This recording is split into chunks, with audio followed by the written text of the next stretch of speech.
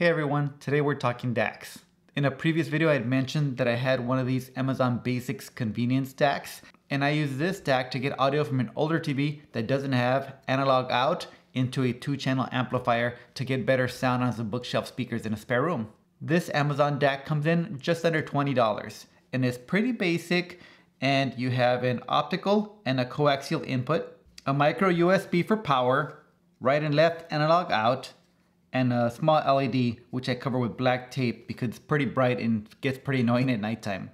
Well, this serves a pretty good purpose for what it does. It isn't the best audio quality you're gonna get. The highs are a little bit rolled off and they tend to be a little crunchy and sharp. As I was shopping on Amazon, I found this guy here. This is the SMSL PS100. And SMSL calls it a multifunction audio converter. So it's a small plastic DAC, lightweight. It uses an ESS 9023 chip, which is an older chip going back to around 2011. That being said, it's important to know that the output stage and the input stage are what changes the sounds of these DACs a little bit more so than just a chip. In the last couple of years, we've seen a lot of their flagship 9038 DAC chips in plenty of devices, and that chip's been around since 2015. That'll show you that the advances that are being made to power regulation and output stages are making quite a big difference in these small chip DACs. What made this product particularly unique and interesting to me was that they have an addition of an ARC input. So you have an HDMI with ARC features, which one-ups the little Amazon DAC here. On the front of the unit, you have a power button. If you hold it down, you'll turn the power on. And then as you press, you'll toggle through the settings. And the inputs are Bluetooth, coax, optical, HDMI, and USB. The Bluetooth add-on feature is a nice convenience. It's great that it's basically built into this small DAC. At $30, it's worth it just as a Bluetooth adapter. On the back side, we have a USB-C port that we can use for 5-volt DC in. It does not come with a wall wart, so you have to supply your own. I have plenty laying around at home, so I don't mind at all. Next, we have our HDMI with ARC, optical, coaxial, and left and right analog out.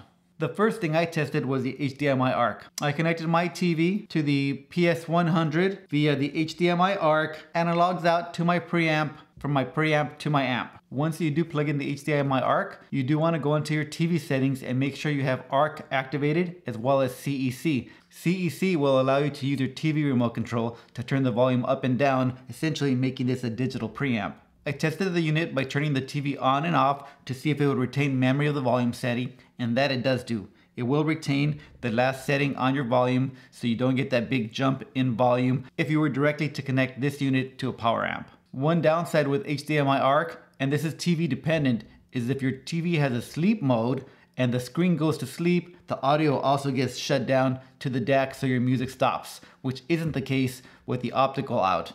With your optical out on your TV, the screen can go to sleep, but the music is still going to your DAC and you can still play it through your stereo system. This is a pretty basic DAC, nothing revolutionary. It does allow you to get much better sound from your TV using some bookshelf speakers or floor standards instead of the built-in speakers from your TV. As for sampling rates, the SMSL box does have a little high-res sticker up on top.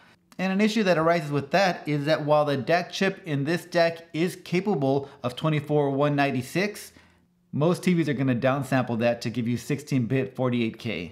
If you have a TV that outputs in bit perfect, then that's not an issue for you, but you'll be one of the few. As for sound quality, I compared the SMSL PS100 to the Amazon Basics DAC as well as my Cambridge 851N. It is very detailed, very crisp and clean. It is a little bassier than the other two DACs. The highs aren't quite as airy as the 851N, but do outshine the Amazon. The bass is stronger, but it does hold control over that bass. The mid-range and vocals are quite a bit more forward, so the presenter or vocalist feels to be upstage and in front of you. The imaging is very centralized. It's a crisp, pleasant sounding DAC. What you don't get is a soundstage. I'll pop up some images for visualization. With the Amazon Basics DAC, I have sound coming from this square with a depth of about 6 inches. The music tends to be flat and blends in with the vocalists. Everything is pretty much on one plane. Very little depth. When we switch over to the PS100, the image increases dramatically and the depth comes out to about 3 feet. So now we have a little bit of depth, However, the width isn't there. The width of the soundstage isn't getting quite to the speakers. Everything is very centered, very crisp and clean, but definitely not that holographic image. You don't feel like the performance is in front of you or that you're in the environment. With the 851N, you get a much larger soundstage with quite a bit more depth as well. The vocals are a little farther back in the image, not quite as upfront as the PS100, but much more pleasant and natural sounding. So the bottom line with the PS100, it's basically an upgraded version of the Amazon DAC. What this DAC really does is give you flexibility. It allows you to get sound out of your TV and into your audio system with a little more convenience.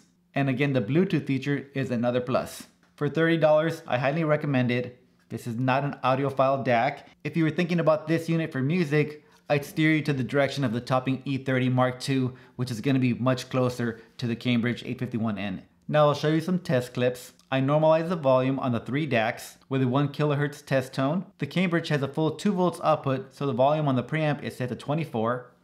The SMSL outputs 1.9 volts, so I had to up it just 1 notch on the preamp to 25.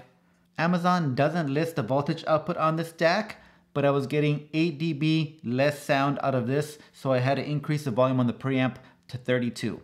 In these audio clips, I couldn't quite pick up the differences on the highs as much as I did in my living room. However, you can definitely hear the differences in the bass. The SMSL is the boomiest of the bunch. The Cambridge having the least amount of bass. Definitely more truer to the music. It has a flatter frequency response. So let me know what you think in the comments, guys. I think I will get an SMSL SU1 as well, which is a little more expensive DAC than this PS100, and compare sound quality on those. That one doesn't have the ARC feature, but it could be a contender for the Toppings E30 Mark II. Here are the samples, and we'll see you on the next one.